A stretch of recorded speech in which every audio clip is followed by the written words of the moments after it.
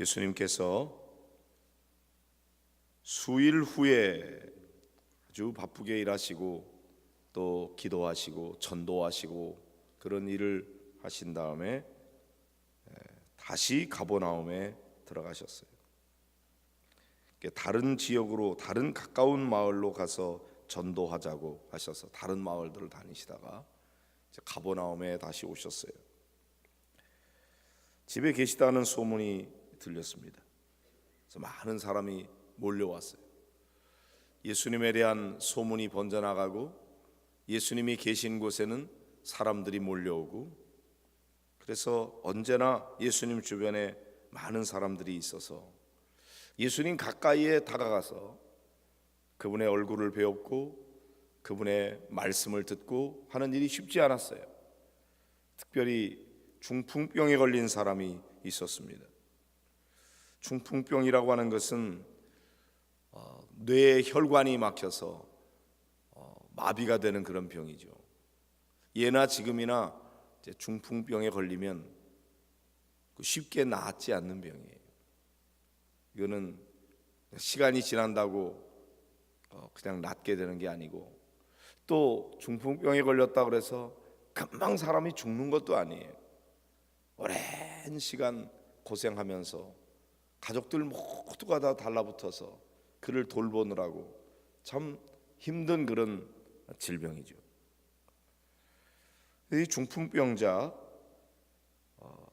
쩔뚝거리면서라도 걸을 수 있다면 걸어서라도 왔을 텐데 이 사람은 아주 그 병이 중했던 것 같습니다. 그래서 네 사람에게 메워가지고 예수님께로 왔다 그랬어요. 들것에 들려서 왔겠죠.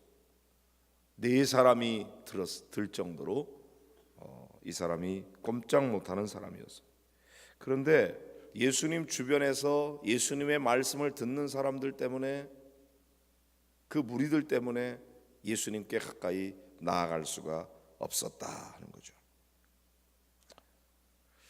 여러분, 이 말씀을 좀 묵상해 보시길 바랍니다.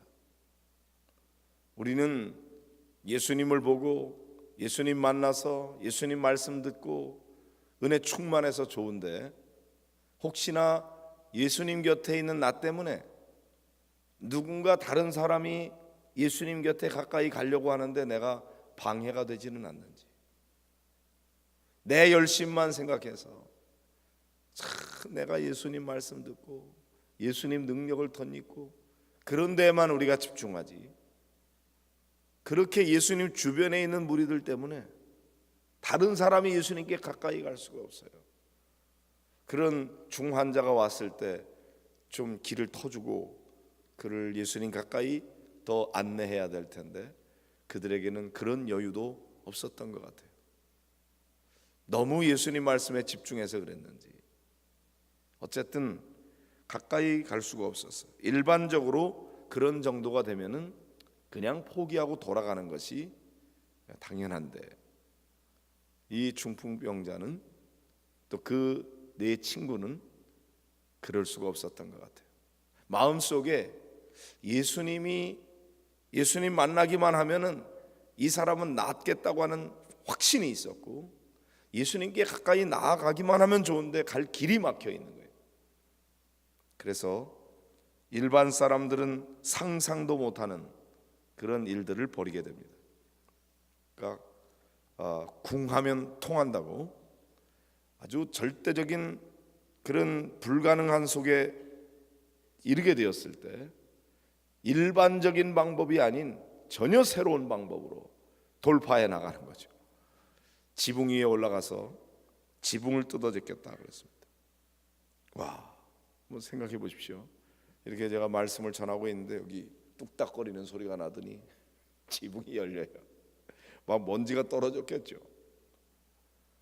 그러면 중간에 말릴 수도 있었을지 모르는데 남의 집에 지붕을 뜯어, 그 지붕이 지금같이 이렇게 막 그렇게 콘크리트로 이렇게 된 게 아니니까 뜯을 수 있었겠지만은 어쨌든 지붕을 뜯어서 들것에 내려서 그 환자를 예수님 앞에 가까이 내리기까지 얼마나 그들이 시간이 걸리고 또 노력을 했겠습니까? 그렇게 중풍병자가 누운 상을 달아내렸다 그랬어요. 예수님께서 그들의 믿음을 보시고 이 중풍병자 그 환자의 믿음이 아니고 그를 데리고 온 내 친구의 믿음을 보신 거예요. 이 중풍병자가 나 그냥 못 간다고 예수님 앞에 데려달라고 막 떼를 썼는지 어쩐지는 여기에 나와 있지 않아요. 이 말씀의 분위기로 보면은 이거는 철저히 좋은 친구들, 믿음 좋은 친구들의 그 믿음이죠. 그걸 보시고 중풍병자에게 주님이 하시는 말씀, 작은 자야 내 죄 사함을 받았느니라. 지금 병 낫기를 원해서 예수님께 데리고 왔는데 예수님께서는 전혀 다른 말씀, 내 기대와는 다른 말씀, 죄 사함을 받았다고 말씀하십니다. 근데 서기관들이 마음에 아니 이 사람 도대체 신성 모독이다. 오직 하나님 이외에 누가 감히 남의 죄를 사하겠는가? 우리가 볼 때 나한테 잘못한 사람에 대해서 그 죄를 내가 용서하는 거는 할 수 있어요. 근데 나한테 개인적으로 잘못한 게 아니라 그냥 저지른 죄, 그거는 하나님만이 용서하는 거지 누가 남의 죄를 용서하겠어요? 근데 예수님께서 죄 사함을 받았다고 말씀하세요. 예수님이 보실 때는 이 사람의 이 중풍병이 고침받는 것이 중요하지만 그러나 더 근본적인 문제, 죄의 문제를 해결하는 것이 더 우선되고 중요한 일이라고 보신 거예요. 근데 우리는 내 병 고침받는 것이 더 우선이에요. 그것만 해결되면 죄의 문제에 대해서는 관심이 없을 수도 있어요. 그러나 예수님의 관심은 그의 질병보다 영적인 죄, 그 죄 사함 받는 것이 더 중요했다는 거죠. 여러분 새벽마다 주님 앞에 나와서 기도할 때 혹시나 여러분의 기도가 내가 걸린 이 중풍병 고쳐주십시오 여기에만 매달리고 있지 않는지 한번 생각해 보시기 바랍니다. 그래서 수단 방법 가리지 아니하고 내가 할 수 있는 모든 노력을 동원해서 주님 앞에 가까이 가서 내 병 좀 고쳐주세요. 주님은 하실 수 있지 않습니까? 내 삶의 문제, 내 사업의 문제이든지 내 직장의 문제이든지 자녀들의 문제이든지 우리가 주로 나의 삶의 문제를 주님 앞에 내어놓고 해결해 달라고 그러는데 그것은 대단히 육적인 문제이고 물질적인 문제이고 인간관계의 문제이고 그런 거일 수가 있는데 주님께서 보실 때는 그런 것보다 너에게는 더 깊은 문제가 있어. 더 본질적인 문제가 있어. 그건 내 죄야. 죄의 문제를 먼저 해결하는 것이 질병을 치료하는 것보다 더 중요해. 질병은 치료받고 이 땅에 사는 동안 건강하게 살다가 그 다음에 이제 떠나면은 이 세상에서의 모든 문제는 그걸로 끝나는 건데 영적인 문제, 죄의 문제는 그 문제를 해결해야만 하나님의 나라에 갈 수가 있기 때문에 주님께서는 죄의 사함을 받았다고 말씀하십니다. 이거는 하나님만이 하실 수 있는 일이고 사람들에게는 이것이 신성 모독에 해당한다는 거였고 예수님이 그런 일을 하게 될 때에 결국 십자가에 달리는 원인을 제공했던 것이 바로 그런 일이었습니다.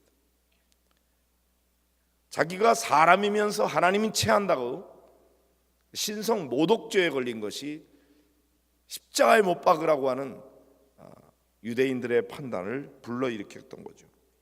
예수님께서 그렇게 하나님으로서 할 수 있는 그런 일들을 하지 않았다면 굳이 십자가에 달리지 않아도 됐을지 모릅니다. 그런데 예수님은 어쩌면 그런 문제를 야기시키고 있는 거예요. 내 죄의 사함을 받았느니라. 그래서 서기관들의 공분을 일으키게 된 거죠. 어떻게 사람이면서 하나님만이 하실 수 있는 일을 감히 한단 말인가? 그럴 때 주님께서 속으로 그들이 이렇게 생각하는 것을 아시고 말씀하십니다. 어찌하여 이것을 마음에 생각하느냐? 이 중풍병자에게 내 죄 사함을 받았느니라 하는 말과 일어나 내 상을 가지고 걸어가라 하는 말 중에 어느 것이 쉽겠느냐? 여러분, 어느 게 쉽습니까? 다 어렵죠. 중풍병자 들것에 들려서 온 그 환자에게 일어나 내 자리를 들고 걸어가라 이렇게 말하는 것도 쉬운 일이 아닙니다. 내 죄의 사함을 받았느니라 하는 말도 쉬운 일이 아니에요. 그건 하나님만이 하시는 일. 그런데 주님께서는 인자가 땅에서 죄를 사하는 권세가 있는 줄을 너희로 알게 하려 하더라. 예수님이 누구인지를 그들에게 알게 하고자 했어요. 예수님은 죄를 사하는 권세가 있는 분이라는 사실을 그들로 하여금 알기를 원하셨어요. 그래서 그렇게 말씀하셨다.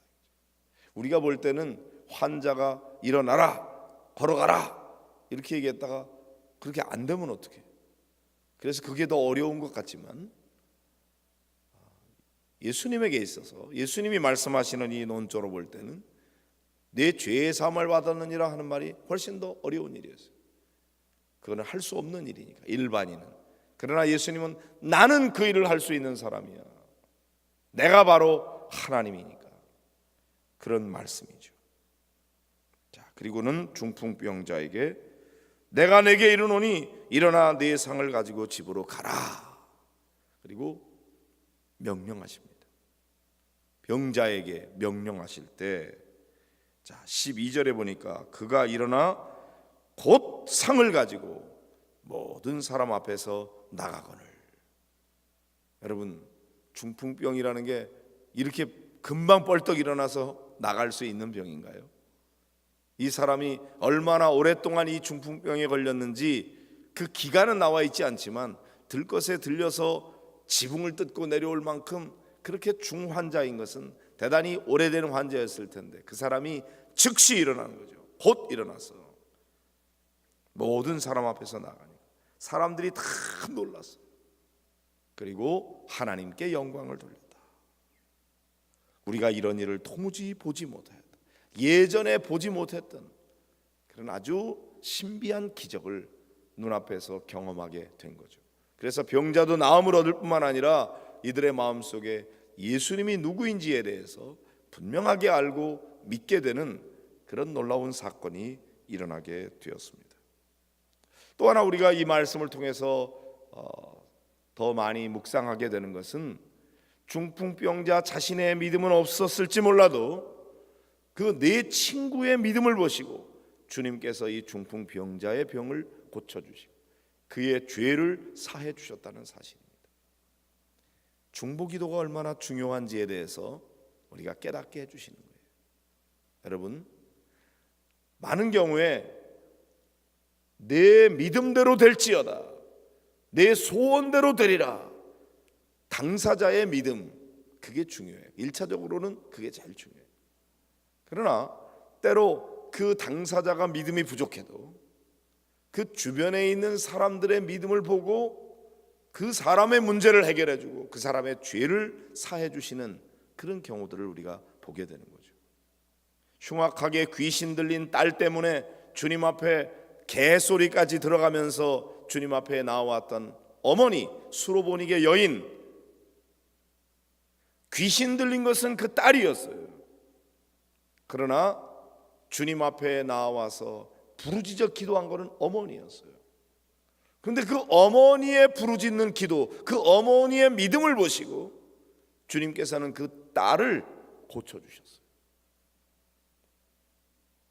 백부장의 하인, 그 사람이 죽을 병에 걸려서 꼼짝 못하고 있을 때 백부장 자신의 기도가 하인의 기도가 아니었어요. 백부장이 예수님께 나와서 내 하인이 심히 중한 병에 걸려서 지금 죽어갑니다. 내 하인을 고쳐주십시오. 하인은 믿음이 없어요. 있는지 없는지 알 수가 없어요. 그 백부장이 믿음이 있었어요. 내가 가서 고쳐주리라 주님 말씀하실 때 아니요, 주님이 우리 집에 오는 거 내가 감당할 수가 없습니다. 그냥 말씀만 하십시오. 내가 군인인데 나도 누구의 수하에 있는 사람이고 내 밑에도 사람들이 있는데 이더러 가라 하면 가고 저더러 오라 하면 옵니다. 주님도 말씀만 하시면 내 하인의 병이 낫겠습니다. 이 백부장의 믿음을 보시고 주님께서 하인의 병을 고쳐주셨어요. 여러분, 이 하인이나 귀신 들린 딸이나 여기 있는 중풍병자 자신의 믿음이 아니었다고요. 그 주변에 있는 친구들, 어머니, 자기 주인, 그런 사람들의 믿음을 보시고 그의 하인의 병을 고쳐주시고 그 딸의 귀신을 내어 쫓으시고 중풍병자의 병을 고쳐주셨다는 거죠. 그렇다면 오늘 우리 누군가 문제가 있는 그 사람만이 믿음이 있어서 그 사람이 믿음이 있어야만 고침받는 것이 아니라 그 주변에 있는 성도들의 믿음을 보시고 주님께서 그의 병도 고쳐주시는 거죠. 그러니까 우리가 지금 늘 기도하고 있는 우리 임상준 형제, 본인 자신의 믿음이 부족하다고 할지라도 우리 온 성도들이 새벽마다 그 이름 불러가며 기도하는 이 기도가 귀한 것입니다. 우리가 기도할 때 하나님께서 그를 일으켜 세워주실 줄로 믿습니다.